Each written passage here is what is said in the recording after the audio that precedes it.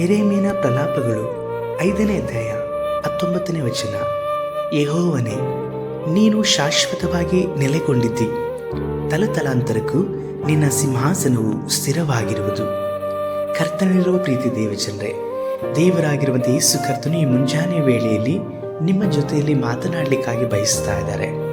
ನಿಮ್ಮ ಜೀವಿತದಲ್ಲಿ ಅವರು ಆಶೀರ್ವಾದವನ್ನು ಮಾಡಲಿಕ್ಕಾಗಿಯೂ ನಿಮ್ಮಲ್ಲಿ ಅವರು ವಾಸ ಮಾಡಲಿಕ್ಕಾಗಿಯೂ ನಿರಂತರವಾಗಿ ನಿಮ್ಮ ಕೂಡ ಮಾತನಾಡುವಂಥ ದೇವರು ಯೇಸು ಕರ್ತನು. ಇಂದು ಕೆಲವು ಚಿಂತನೆಗಳಲ್ಲಿ ನೀವಿದ್ದೀರಾ.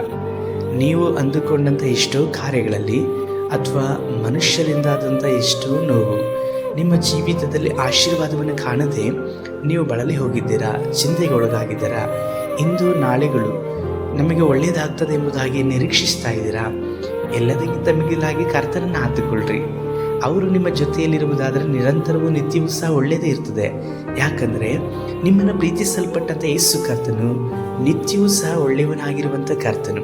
ಅವರು ಒಳ್ಳೆಯವರು, ಯಾವಾಗಲೂ ಒಳ್ಳೆಯದನ್ನು ಮಾಡ್ತಾರೆ, ನಿಮಗೆ ಒಳ್ಳೆಯದನ್ನು ಮಾಡ್ತಾರೆ. ಹಾಗಾಗಿ ಶಾಶ್ವತವಾಗಿ ಅವರು ಇರುವಂಥ ದೇವರು ನಿಮ್ಮಲ್ಲಿ ನೆಲೆಗೊಳ್ಳಲಿಕ್ಕಾಗಿ ಬಯಸ್ತಾರೆ. ಅವರು ನಿತ್ಯವೂ ಸಹ ತಲತಲಾಂತರಕ್ಕೂ ಅವರ ಸಿಂಹಾಸನ ಸ್ಥಿರವಾಗಿದೆ. ತಲತಲಾಂತರಕ್ಕೂ ನಿಮ್ಮನ್ನು ಸಹ, ನಿಮ್ಮ ಜೀವಿತವನ್ನು ಸಹ ಅವರು ಸ್ಥಿರಪಡಿಸಲಿಕ್ಕೆ ಶಕ್ತನು. ನಿಮ್ಮ ಪರಿಸ್ಥಿತಿಗಳನ್ನು ಮಾರ್ಪಡಿಸ್ತಾರೆ, ನಿಮ್ಮ ಆಶೀರ್ವಾದಗಳನ್ನು ಸ್ಥಿರಪಡಿಸ್ತಾರೆ. ನೀವು ಕರ್ತನಲ್ಲಿಯೂ ಆತನ ಅತ್ಯಧಿಕವಾದಂತಹ ಆಶೀರ್ವಾದವನ್ನು ಹೊಂದುವ ಹಾಗೆಯೂ ನಿಮ್ಮನ್ನು ರೂಪಿಸ್ತಾ ಇದ್ದಾರೆ. ಅದಕ್ಕಾಗಿ ನೀವು ಮಾಡಬೇಕಾಗಿರೋದು ಒಂದೇ, ಅವರ ಸಮ್ಮುಖವನ್ನು ನೀವು ಬಯಸ್ರಿ, ಯೇಸುವನ್ನು ಆತಿಕೊಳ್ಳ್ರಿ. ಯೇಸು ಎಲ್ಲದಕ್ಕಿಂತಲೂ ಮಿಗಿಲಾದಂಥವರು, ಶಾಶ್ವತವಾಗಿ ಇರುವಂಥ ದೇವರು. ನಿಮ್ಮ ಜೀವಿತದಲ್ಲಿ ಶಾಶ್ವತವಾಗಿ ನೆಲೆಗೊಂಡು ತಲೆತಲಾಂತರಕ್ಕೂ ಸ್ಥಿರವಾಗಿರುವಾತನು. ನಿಮ್ಮ ಹೆಸರು, ನಿಮ್ಮ ಜೀವಿತವೂ ಸಹ ತಲೆತಲಾಂತರಕ್ಕೂ ಹೆಸರಾಗಿರುವ ಹಾಗೆಯೂ ಸಾಕ್ಷಿಯಾಗಿರುವ ಹಾಗೆಯೂ ಕರ್ತನು ಈ ದಿನದಿಂದ ಮಾಡಲಿಕ್ಕೆ ಶಕ್ತರು. ಅವರಿಗೆ ನಿಮ್ಮನ್ನು ಸಮರ್ಪಿಸಿಕೊಳ್ಳ್ರಿ. ಸರ್ವಶಕ್ತನಾದ ದೇವರೇ, ನೀವು ನಿತ್ಯವೂ ಇರುವಂಥ ದೇವರು, ಶಾಶ್ವತವಾದಂಥ ಕರ್ತನು.